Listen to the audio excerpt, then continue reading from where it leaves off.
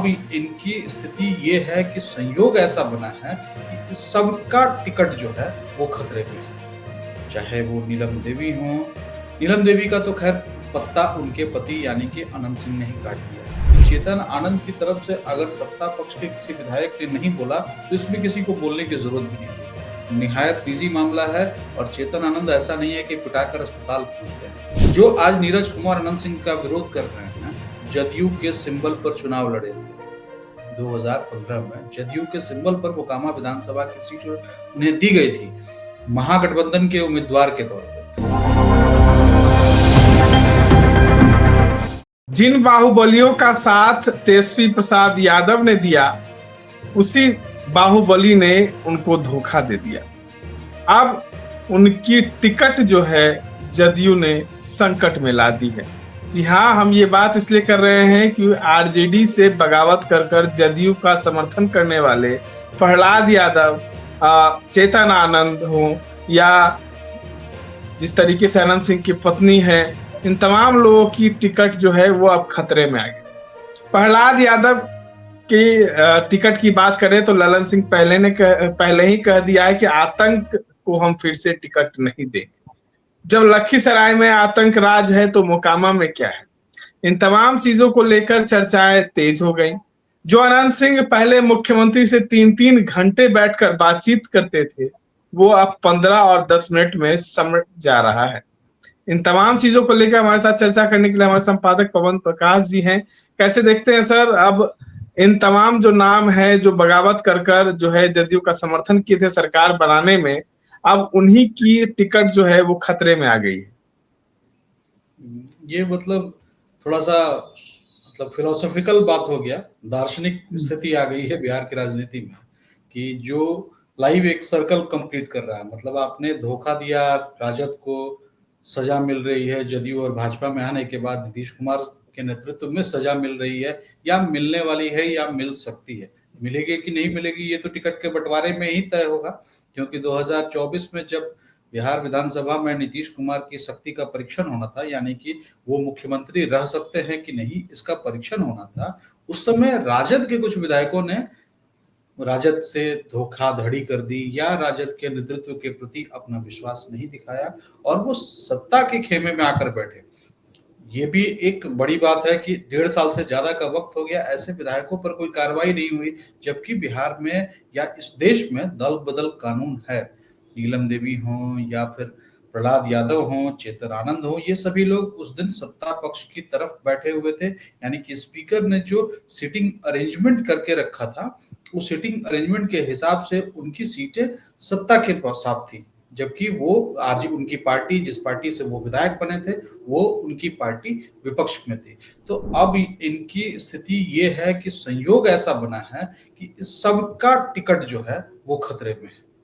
चाहे वो नीलम देवी हो, नीलम देवी का तो खैर पत्ता उनके पति यानी कि अनंत सिंह ने ही काट दिया है।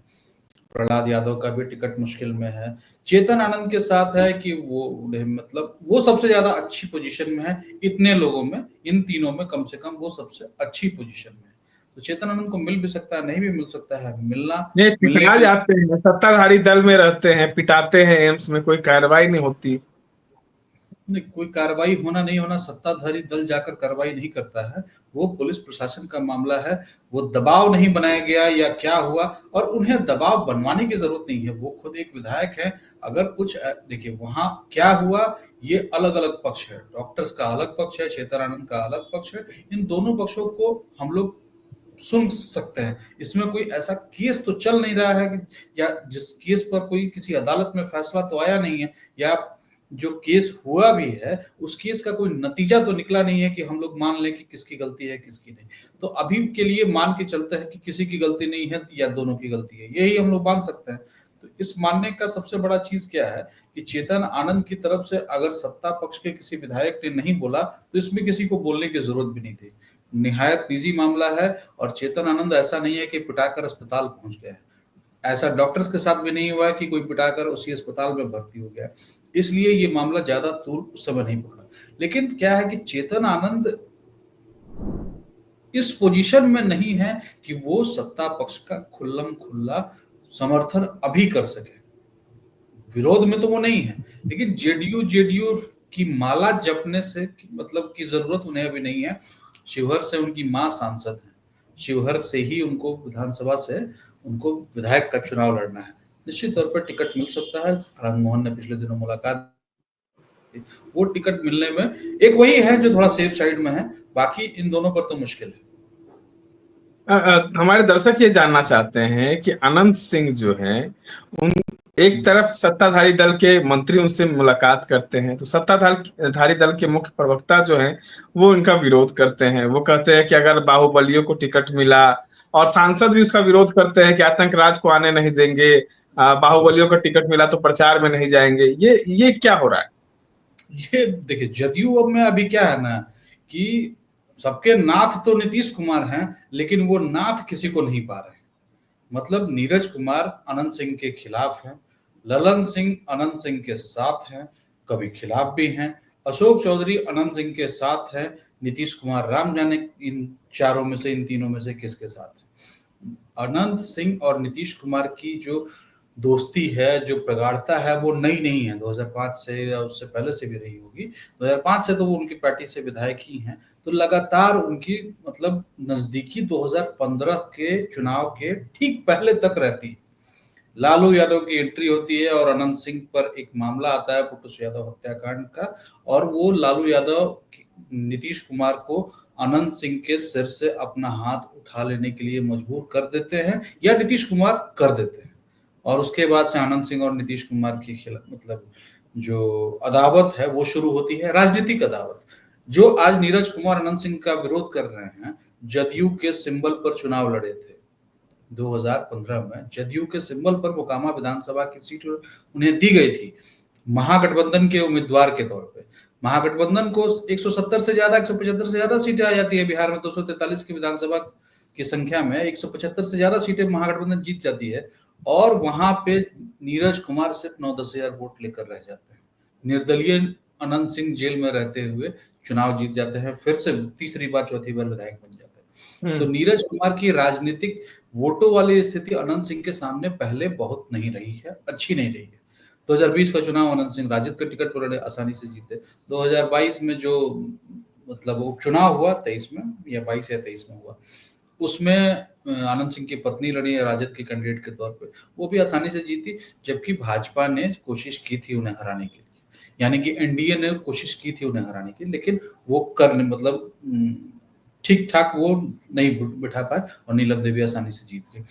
अब क्या है कि अब नीलम देवी बाहर है और अनंत सिंह, नीलम देवी चुनाव से बाहर हो रही हैं और अनंत सिंह जेल से बाहर आ गए, लेकिन अनंत सिंह आश्वस्त है जेल से बाहर निकलते के साथ ही कि नीतीश कुमार उनको टिकट देंगे ही देंगे, और नीरज कुमार कह रहे हैं कि टिकट मिलेगा कैसे, बाहुबली है, फलाना है।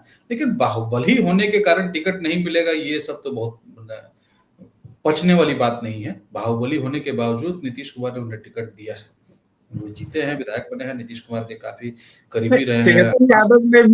तेजस्वी यादव ने ही विश्वास मत के समय कहा था इन तीनों को कि आप लोग कभी भी डगमगाएंगे तो आपका जो है तेजस्वी यादव खड़ा है आपके साथ। चेतन आनंद को भी इशारों में कहा था कि तुम्हारा भाई खड़ा है साथ में।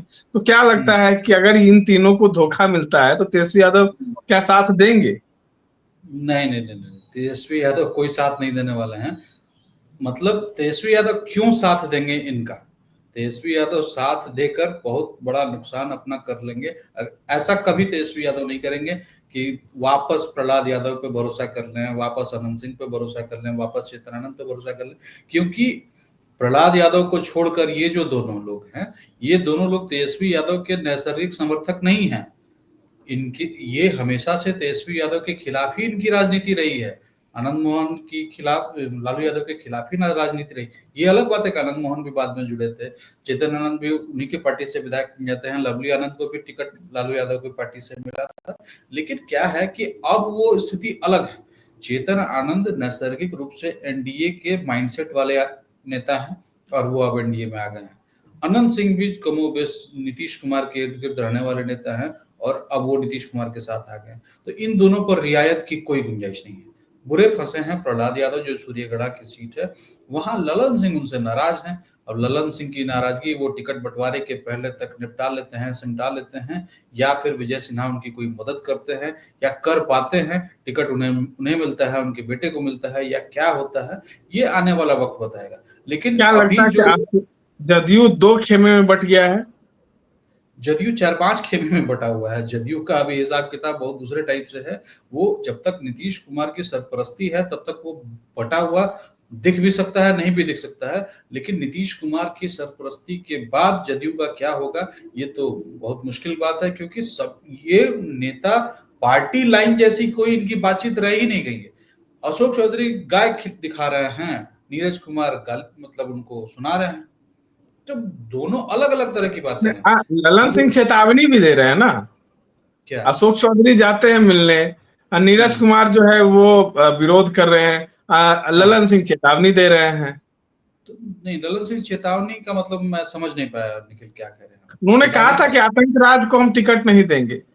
वो उन्होंने कहा था प्रहलाद यादव के बारे में, अनंत सिंह के बारे में नहीं कहा था।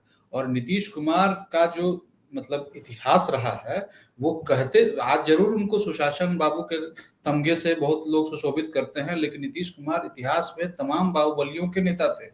मतलब ये नहीं था कि बाहुबलियों के भरोसे वो जीत रहे थे, लेकिन तमाम बाहुबली उनके पक्ष में थे। जैसे आप मुन्ना शुक्ला उनकी पार्टी के नेता थे, राजन तिवारी उन्हीं की पार्टी के नेता थे, अनंत सिंह तो हैं ही, और भी जितने भी मतलब बाहुबली बिहार में हुए हैं या बिहार से जुड़े रहे हैं, कहीं ना कहीं नीतीश कुमार का सॉफ्ट कॉर्नर। सतीश पांडे जो पप्पू पांडे हैं, कुचायकोट के विधायक हैं, गोपालगंज में कुचायकोट की विधानसभा की सीट के जो विधायक हैं, वो भी रहे हैं नीतीश कुमार की पार्टी के, और आज भी वो नीतीश कुमार की पार्टी के ही हैं, तो वो भी एक बाहुबली नेता ही माने जाते हैं। अजय सिंह थे, दरौंदा के विधायक, वो जगमातो देवी के बेटे हैं, वो भी रहे, उनकी पत्नी कविता सिंह सांसद भी रही हैं, आनंद मोहन इन्हीं की पार्टी के थे।